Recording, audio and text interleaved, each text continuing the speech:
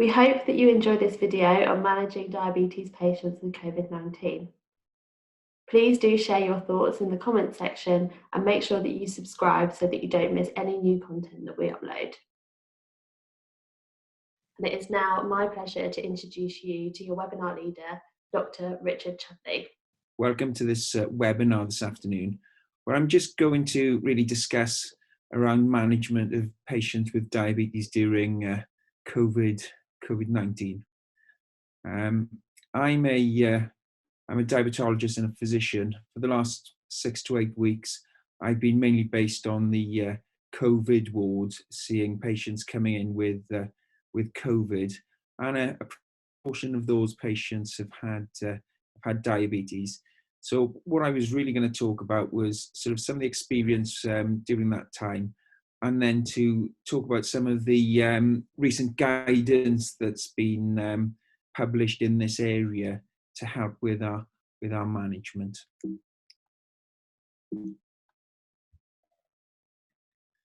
Okay, so what I was going to cover was the impact of COVID-19 on diabetes, then think a little bit about risk factor management, talk a little about acute illness and sick day rules for what our patients can be doing in terms of self-management and how we support them with that.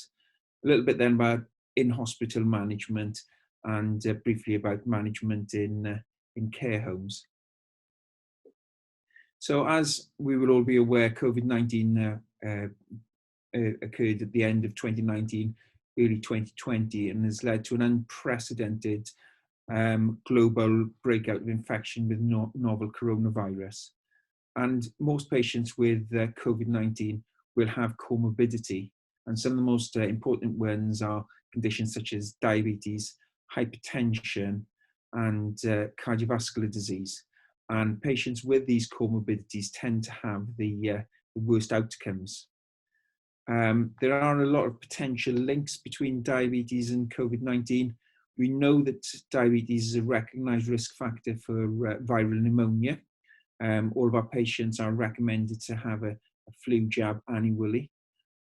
Previously, during MERS outbreak, diabetes was identified as a risk factor for severity and mortality, and data from SARS and from the CDC suggest that patients with diabetes have fatality rates that could be 50% higher than those without diabetes. It's important to recognize the factors that can make patients with diabetes more prone to sort of severe disease. It tends to be higher rates of infection, often impairment of the immune system. There's also a higher prevalence of diabetes in our older patients, or those with cardiovascular disease, which puts them at higher risk. And also worst outcomes are recognized with preceding hypoglycemia or in-hospital hypoglycemia. So these are important factors. Possible mechanisms which have been used to explain this are that COVID enters cells via the ACE2 receptor, and acute hypoglycemia upregulates expression of ACE2 on cells, which may well facilitate viral entry into cells. ACE2 can be protective in inflammation, and COVID reduces ACE2 expression. So chronic hypoglycemia can downregulate ACE2 expression, which may make cells vulnerable to viral damage. There's also ACE2 receptors on the pancreatic beta cell, and therefore COVID can potentially have a directly damaging effect on the beta cell function. And there were reports of frequent episodes of diabetic ketoacidosis in patients admitted with COVID in Italy. So COVID may induce an insulin deficiency, could potentially induce new onset diabetes, and can be a precipitant for diabetic ketoacidosis. We know that patients affected by COVID-19 tend to have high insulin requirements during severe infections, particularly, and there are reports of this in patients treated on the intensive care unit. How much COVID contributes to this is unknown, but expert opinion seems to suggest the degree of insulin resistance is disproportionate to the severity of the illness and disease process, and may relate to a direct effect of COVID on beta cells. So just to summarize that first section then, patients with diabetes may well have impaired immunity, that increased risk of severe disease, and may suffer higher mortality rates. And there can be dual mechanisms at play in terms of impaired insulin secretion and increased insulin resistance in patients with COVID. So it is important that we address factors such as metabolic and glycemic management. For patients with diabetes who are non-infected, it's important that they follow WHO, Public Health England advice on the importance of social distancing and hand washing. Intensified glycemic control does seem to be protective, and also optimal blood pressure and lipid control is also important. Therapeutic targets that are recommended would be plasma glucose between 4 and 8, target HbA1c of less than 53. If we're thinking about time in range on glucose monitoring or CGM, we'd be aiming for 70%. And then the avoidance of hypoglycemia, particularly in our frailer older patients. Currently, in terms of blood pressure, it's recommended that patients remain on blood pressure lowering therapy, particularly ACE inhibitors and angiotensin II receptor blockers. And this advice is supported by multiple international groups. Statins can upregulate ACE2, but again, it's recommended that statins continue to avoid increase in IL-6 or potential cytokine storm, so lipid control should also be maintained. In terms of diabetes, acute illness and sick day rules, I'll just talk a bit about that now. Patients with type 1 diabetes with elevated HbA1c, as we know, are at increased risk of DKA. This risk seems to be increased in patients with COVID-19. So again, it is important to make patients aware and to re-educate them about optimized glycemic control and awareness of sick day rules, and knowing that acute illness can make the body insulin resistant, blood glucose can rise even if patients are not eating and drinking, and the body more readily produces ketones, which then can lead to ketoacidosis. It's important, using usual sick day rules, that some of them are here from Trends UK, awareness of symptoms of hyperglycemia and illness, such as increased thirst, unexpected elevation of blood glucose readings, checking blood ketone levels.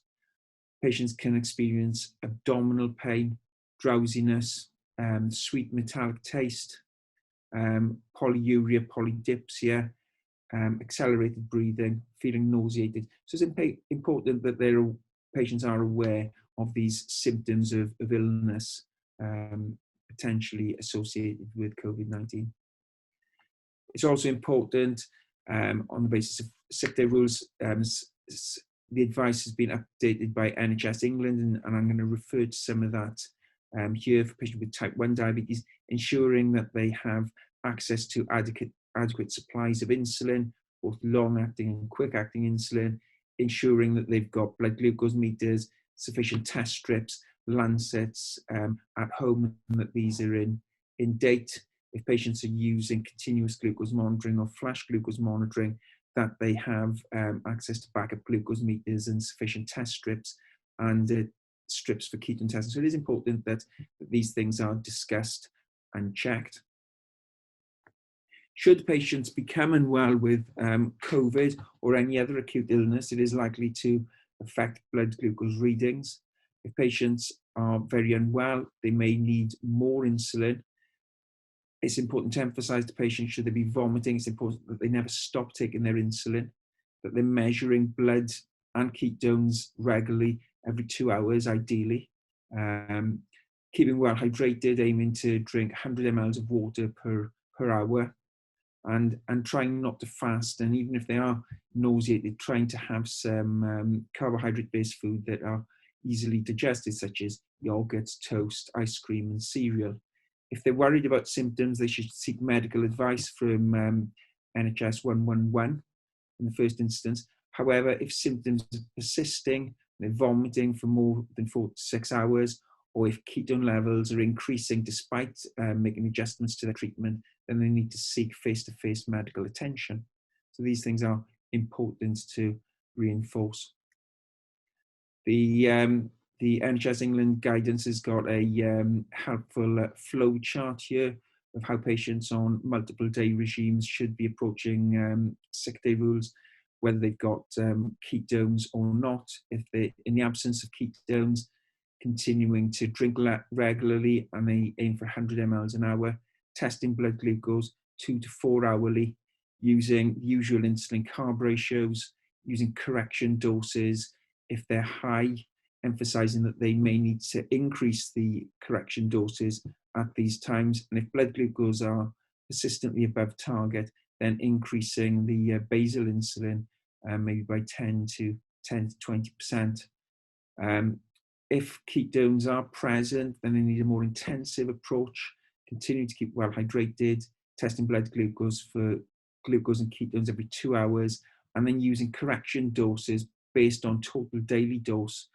They've got ketones, increasing the given a 10% correction dose, or if they've got ketones that are significantly elevated, or blood ketones above 3, of using a 20% correction dose on a 2 hourly basis until the ketones have resolved, and then following this up then with carbohydrate snacks. The emphasis is on ensuring that they know to continue to take the basal insulin. Now, if symptoms are persistent beyond sort of 4 to 6 hours, then they need to seek medical attention, or again, if the ketones are not falling despite more intensive monitoring and insulin treatment.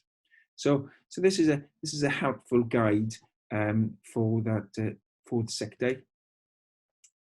There's also helpful advice in this guideline about how to calculate sort of total daily dose, and then the 10% correction dose or 20% correction doses. In some patients, they may not be know what a consistent total daily dose is, and therefore correction doses can be also estimated on the basis of body weight at the sort of 10% or 20% level. So there's lots of helpful information in this guideline that is very well structured. In terms then of if their appetite is reduced, they're not eating normally, there's advice about the types of carbohydrates that can be taken that are more easily digested, given roughly about 10 grams of carbohydrates such as fruit juice, 200 mLs of milk, a scoop of vanilla ice cream. And this is advice from the Trend UK sick day rules that most of us will be familiar with.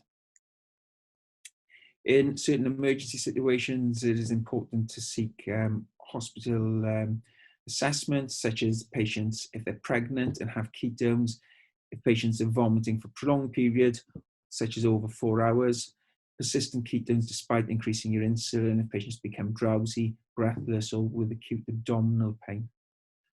And again, the emphasis is on never to stop insulin, even when patients are not eating. So it's important that we reinforce these sick day rules to patients, and that they have written information that they can follow at times of acute illness. A proportion of our patients with type 1 diabetes will be treated with insulin pump therapy. Again, the sick day principles are pretty much the same, although there will be certain specific caveats for our patients with insulin pump. And NHS England have updated the type 1 diabetes pump sick day rules, emphasising the importance of having sufficient supplies, such as a month's supply of cartridges, backup pens, backup rapid and long-acting insulin, a month's supply of strips and lancets, backup blood glucose meter if they're treated with Ibrucensa or CGM, and the ability to test for blood ketones are important. In the event of unexplained hyperglycemia, again, regular blood glucose monitoring on a 2-hourly basis. If blood glucose isn't coming down, then taking correction doses via the insulin pen and checking for ketones, making sure infusion sets and reservoirs are changed, and then continuing to monitor for reduction in glucose and ketones over the following hours. In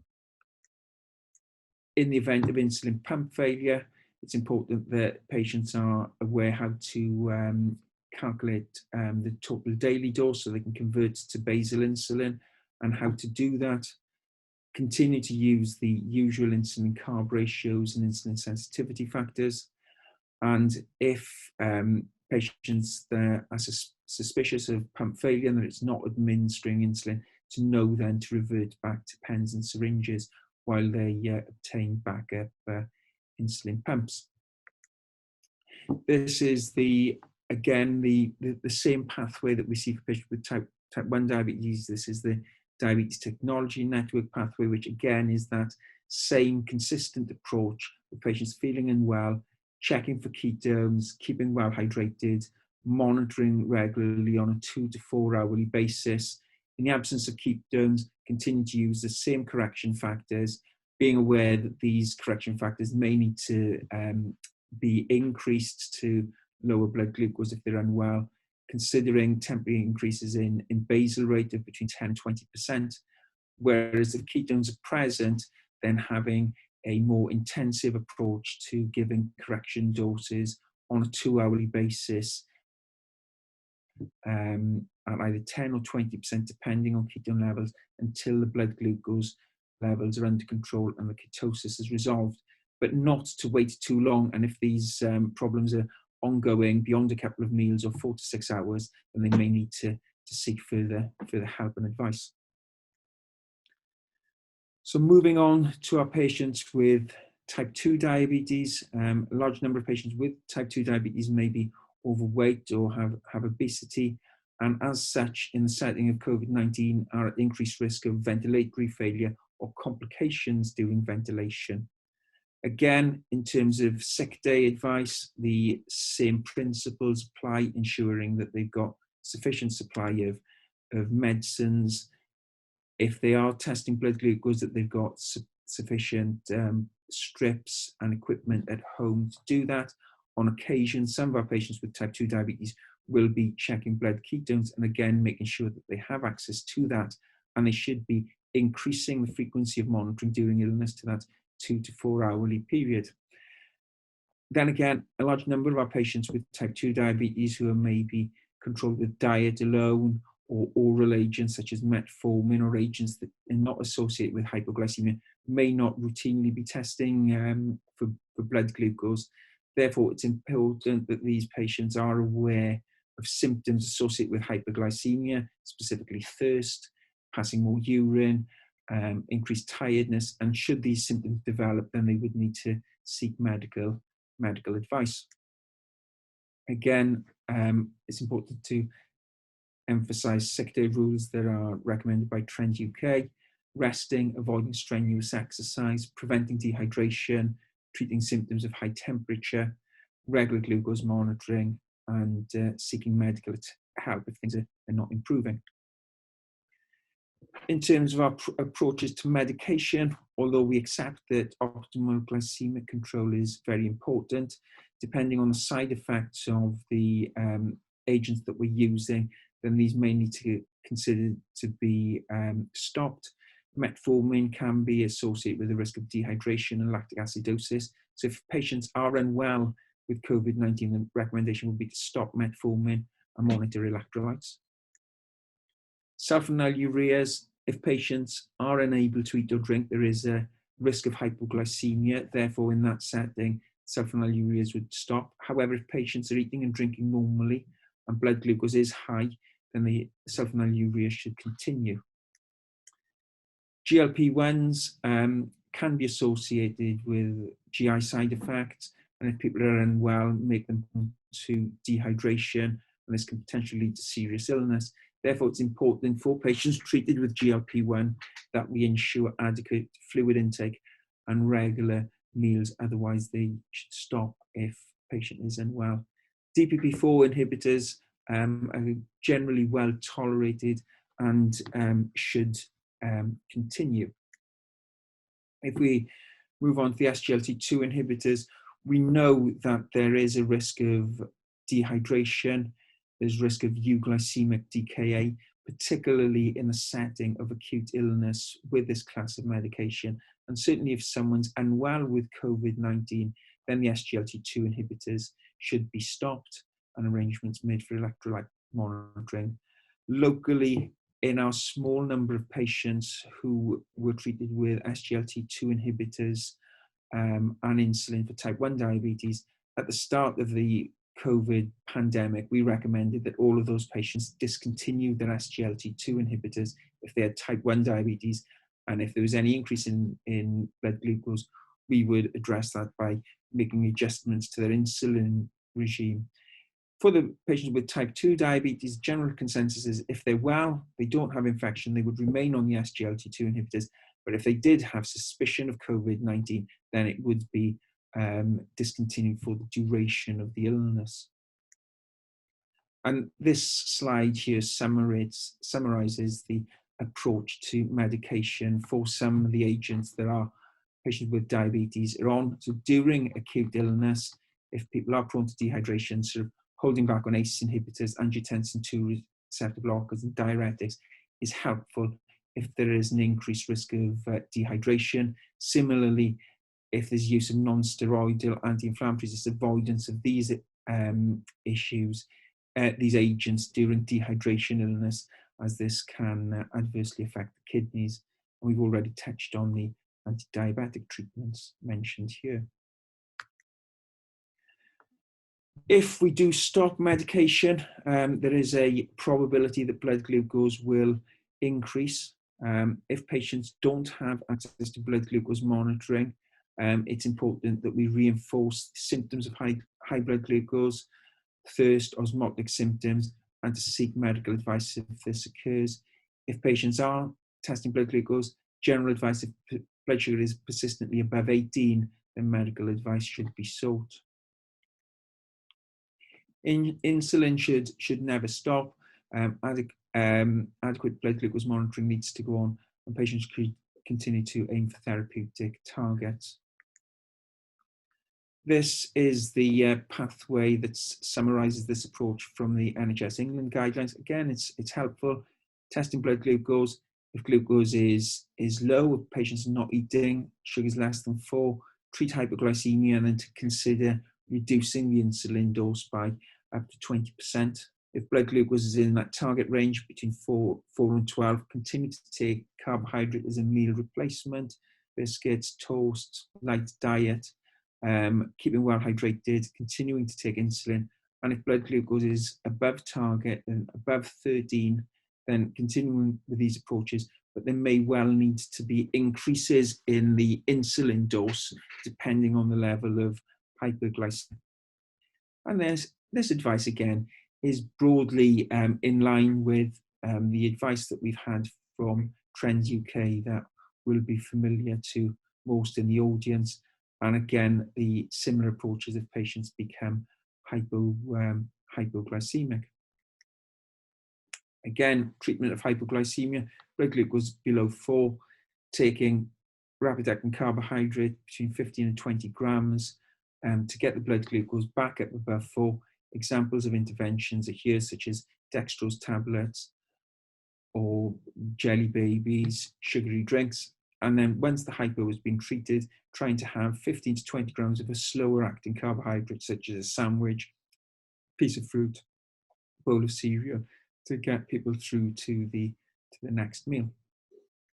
So key points to remember if patients are unwell and they have access to blood glucose monitoring is to continue this on a 2 to 4 hourly basis. If patients are unwell and don't have access to monitoring, be aware of symptoms and seek medical advice if they get symptoms of hypoglycemia. The emphasis is on not to stop insulin, to seek medical attention if patients are unable to maintain hydration or continue to take carbohydrate because they're vomiting, or if they've got persistently high blood glucose readings despite adjusting medication. And then once patients are recovered and then they're all over the illness, to revert back to their previous treatments, because it is important that patients get back onto their important drugs once they are recovered. Now, despite following sick day rules and adjustments to the treatment, it's inevitable that some patients will end up requiring hospital admission. And I think before we entered the sort of the period of COVID, there was big concerns about how overwhelmed the hospital service was going to be. You know, we've had expansions of intensive care units. We've had field hospitals that have been built. There's been plans put in place to get a number of non-specialist doctors onto the medical wards. And there was a concern that you'd have lots of people looking after inpatients with diabetes who didn't have a great deal of experience. Now, fortunately, locally, that hasn't been such a big problem. But in light of these pressures, some of the national guidance that we've been following for inpatients have been updated to reflect some of these concerns, particularly around the management of DKA and HHS. There's been concern that the intensive fluids that we give in those regimes may be harmful to people who had COVID-19 and problems with ARDS or heart failure. There's concerns about the amount of monitoring that's required for patients on variable rate insulin infusions if they were in isolation, for instance. There were concerns that we may not have sufficient infusion pumps if people were on intensive care, having multiple infusions via central lines to adequately have enough pumps for things like DKA. So there's been a national inpatient diabetes COVID-19 response group. This has been a number of specialists in diabetes from across the country have got together and updated a lot of the advice and to make that sort of helpful for specialists and non-specialists looking after patients at these times. And these are very useful documents that are freely accessible on the ABCD website and have recently been published in Diabetic Medicine and are worth being aware of. So they make the point that patients with COVID-19 may well be referred because of breathlessness. So we should always think, could that reflect metabolic acidosis and possibly ketoacidosis? So ensure that all patients admitted are evaluated for diabetes. If they're known to have diabetes or glucose is above 12, to check ketones.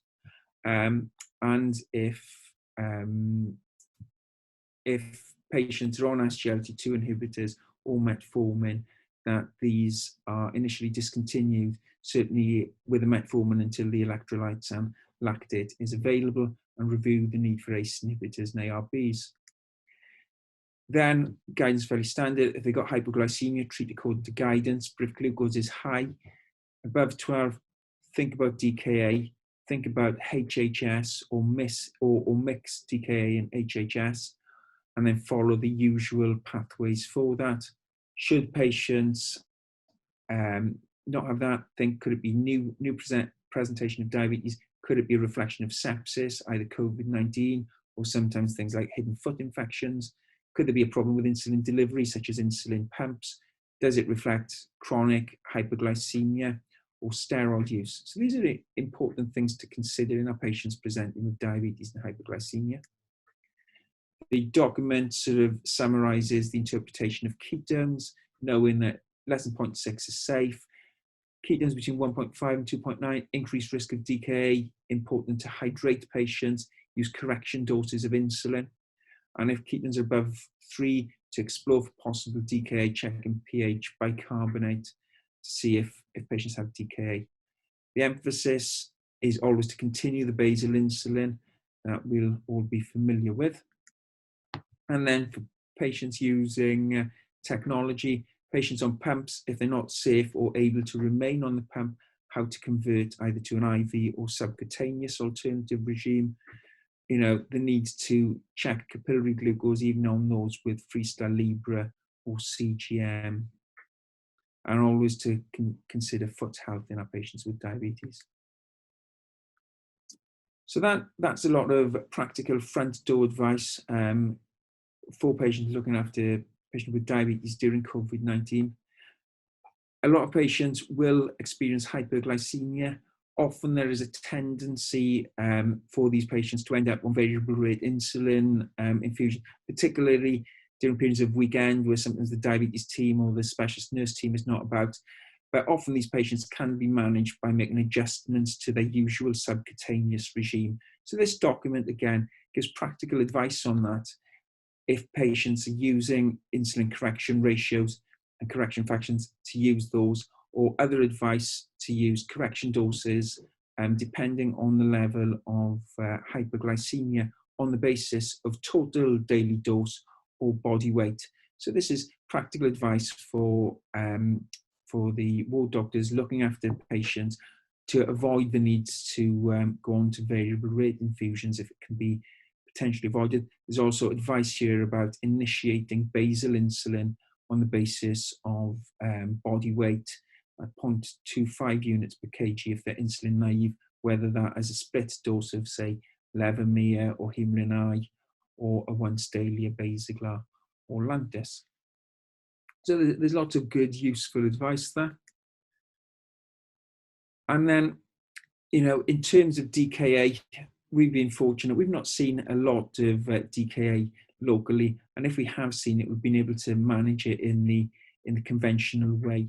But there had been concern that there'd be a lack of insulin infusion pumps. So our colleagues at the National Inpatient Group have devised a sort of subcutaneous sliding scale that would be practical in that situation. Again, it's pretty much based on the advice of the JBDS guidelines using the standard fluid regimes or more cautious regimes if excessive fluid administration is a concern. The guideline emphasizes the need for 10% dextrose once glucose is below 14. In terms of the insulin, that's given on a 4-hourly sliding scale, 0.4 units per kg until glucose comes under control and less than 14, then it drops down to 0.2. Continuing to measure potassium, continuing to maintain the basal insulin. And then there's practical advice then for transitioning patients back onto their usual treatment. So we've been fortunate, we've not really needed to use this approach locally, but it would be a helpful document where IV insulin is not a feasible option. So just to summarize this section, diabetes should be excluded in all patients admitted to hospital. If patients are known to have diabetes, it's important to exclude DKA. COVID-19 can make patients very insulin resistant, and this was reported to be the case on some of the patients managed on intensive care. There had been an increased report of mixed DKA and HHS occurring, and we've seen a little bit of this in some of our more elderly population presenting with COVID-19. And then once patients have recovered, usually the insulin requirements fall back to the previous levels. There's lots of useful documents in this area on the ABCD website, and the NHS England website have sort of the updated guidance around sick day rules for patients with type 1, type 2 diabetes, and also people treated with insulin pumps. So another area that is important and very topical at the moment is, the management of patients with diabetes in care homes. Again, this is a very useful document produced by the joint stakeholders, the COVID-19 response, in line with ABCD and Diabetes UK. So this guideline gives a lot of useful guidance and a lot of practical advice. Patients in care homes are at increased risk of morbidity and mortality in the setting of COVID-19. Patients with diabetes are at very high risk, and patients who are frail, elderly, medical comorbidity often have the highest risk. It was also important to maintain the health and safety of those living and working in the care homes. So the advice was to ensure that care homes had sufficient equipment to measure blood glucose, ketones, have treatments available for the management of hypoglycemia, to maintain written records of blood glucose, medication, temperature, food charts and weight. Surveillance for foot disease is important, and to have good communication with the local diabetes specialist nurses, community nursing service and primary care teams. The document emphasises the importance of rapid deterioration to life-threatening complications such as DKA and HHS, emphasises the susceptibility to pneumonia, chest infections, foot infections and sepsis, and how vulnerable patients with frailty, kidney disease or cardiovascular disease could be. The management principles, again in line with other recommendations, are based on maintaining good hydration, lots of oral fluids, trying to maintain the appropriate exercise and nutritional plan, continuing with usual diabetic treatments, and then regular blood glucose monitoring, aiming for modest glucose targets of between 7 and 12, emphasis on foot checks, and also emphasis to make sure the patient's wishes are documented in terms of anticipation of need for emergency hospital admission or decisions around resuscitation. Now, this is a very useful document. Again, references at the bottom of the slide, and it's easily accessible on the ABCD page. And it does give a lot of practical advice on how to manage hyper and hypoglycemia, depending on the patient's condition. Also, if patients have COVID infection, they're free of infection, or they're unwell on oral agents or insulin. And I think if patients are people are looking after patients with diabetes or in care homes, this is a very useful document to review. So I'm coming to the end of the presentation now. I think at this point it is important to sort of acknowledge lots of the good work that our colleagues have done around the UK in terms of producing these very useful documents in a very sort of rapid and timely fashion. There's a number of good publications out there, paper from Jerry Raymond, colleagues published in Diabetic Medicine within the last week or so that summarises the inpatient group work. The advice there from NHS England in terms of sick day rules, which is pretty much in line with Trend UK guidance, with some slight modifications, I think, in the current climate. The DTN network and their sick day rules for pumps is helpful to refer to these in patient on pumps, on patients who are pregnant on pumps. There's also good resources such as Diabetes 101 on social media, where there's a number of healthcare professionals there who've been getting together to direct people to these useful resources. So these are helpful resources at this time, and they've been greatly appreciated, I think, for people looking after patients with diabetes. And this slide here is the sort of references for a lot of the documents that I've referred to in the presentation today. Now, hopefully things, we do seem to be coming through this sort of first peak of COVID-19, and certainly locally things seem to be starting to calm down here, and that seems to be the experience of my colleagues locally. And that's what seems to be coming out nationally. It'll be interesting to see what happens once lockdown starts to get released and whether we do see a sort of second peak. But I suspect we will continue to see patients admitted to hospital with COVID-19 over the coming weeks and months. And a large proportion of these patients will have diabetes as a comorbidity. So I think, I hope it's helpful for patients, for all of us really, to be aware of these resources that are there, and that we can review them and use them then in the management of our patients. So I'm going to I think I'm going to stop there, and I'm going to hand over to Hope, and maybe I can take some questions. Thank you. Hi, Richard. Yeah, thank you very much. That was really insightful. We have got about 15 minutes to answer some questions, and I've seen that some have come in already. So, shall we start with, could you kindly clarify the advice on ACE and ARBs, as it seems they should be stopped when patients are unwell, but not to be stopped by doctors when in hospital? Is this more related to issues around hypertension concerns and monitoring difficulty at home? Thank you. In terms of the ACE inhibitor, my interpretation of it is that if patients are well, then they remain on the ACE inhibitor for optimal blood pressure control. However, if patients are admitted to hospital with COVID, then often they can become dehydrated, they can be hypotensive, there is a risk of acute kidney injury.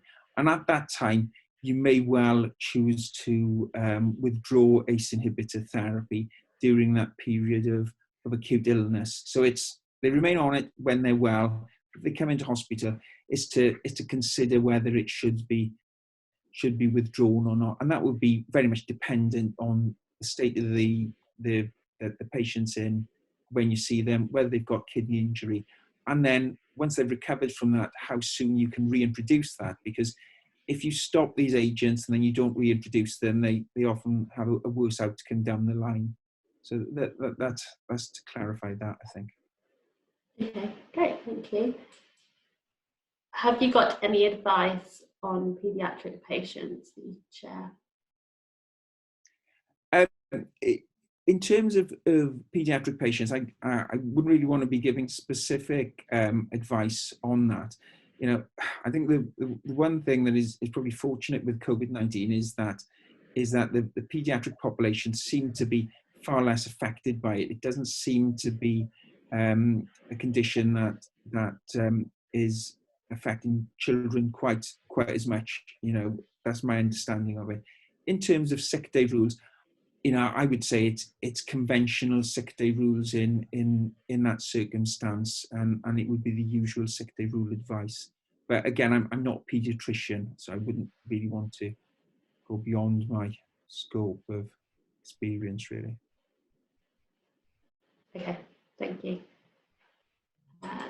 What about patients who are unwell at home? What is your insight into remote management and virtual clinics? I've been chatting with my diabetes specialist nurses about this, and during the last sort of 6 or 8 weeks, the DSNs have been doing a lot of the remote management of our patients. We've got probably a couple of thousand patients on insulin, and actually they've not been having lots of calls about people who've needed to increase their insulin in terms of day-to-day management. And it's usually been, the usual approach.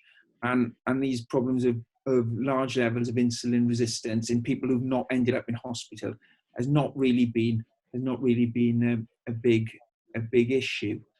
In terms of virtual clinics, I've largely been based on COVID wards. We have been trying to maintain our essential clinics, things like the diabetes antenatal clinic, and that's been going ahead as normal. However, patients are attending far less often, and they're only really coming in for the times of scan, and then the rest of it is happening remotely. Actually, that's been working quite well, in that a lot of the patients don't want to come to the hospital routinely. They're really very, very diligent with their monitoring and maintaining contact with our DSNs.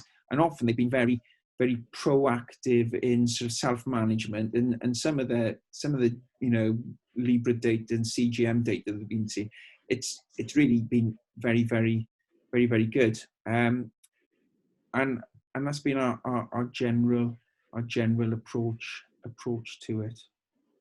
And I think probably what we're going to need to look at now is to decide on what's going to happen as we come out of lockdown, and how long the clinics are going to be suspended for. And if that continues to go on for a longer period, then we may well need to review our approaches to that over the coming weeks as well. Have you started planning for a return to the new normal as such? Have we started planning for a return to kind of a new normal? Yeah. I think we are starting to have those conversations now in both in medicine and in diabetes. I think what this has taught us is there are different ways to do things that we've done before, and certainly we will be making more access of sort of remote monitoring, virtual consultations and things like that, and I'm trying to put that kind of thing in place. But that's very much up in the air at the moment. But I know Ian Cranston did do a good webinar on this a couple of weeks ago, didn't he, about virtual consultations, and I think that should be accessible online. Maybe Hope will. Yeah. So there's a webinar by Ian Cranston that's available on the YouTube channel, and also Rajiv Raghavan an SMBG data interpretation webinar that is also available on our YouTube. So if people would like to refer back to them, then receive the link after this webinar is taking place. So I think if people wanted to know more about remote virtual consultations, that would be helpful for them. Okay, perfect. We've had a couple of questions come through on the chat, so I will just go to those. Someone has asked, I was just wondering if you had any opinions on healthcare workers with diabetes. I am a doctor and have been taking off clinical duties and working as non-clinical.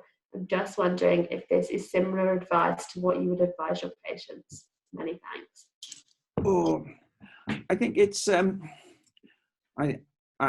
think that's been a tricky one, because the advice that came out initially was that patients with diabetes sort of fell in a very high risk category, and they should very much obey the sort of social distancing.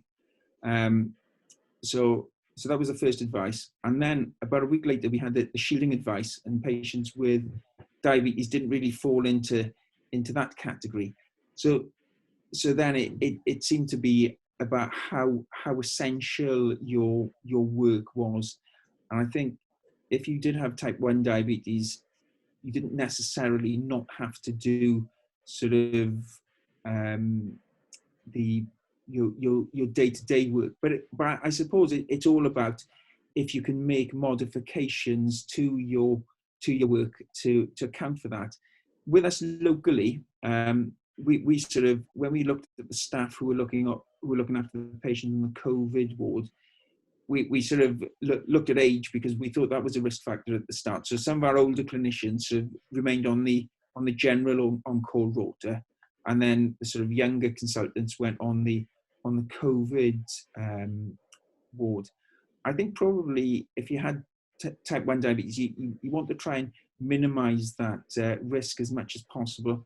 It doesn't seem that there's evidence that patients with diabetes are more prone to contracting the infection, but it does seem that there is a risk.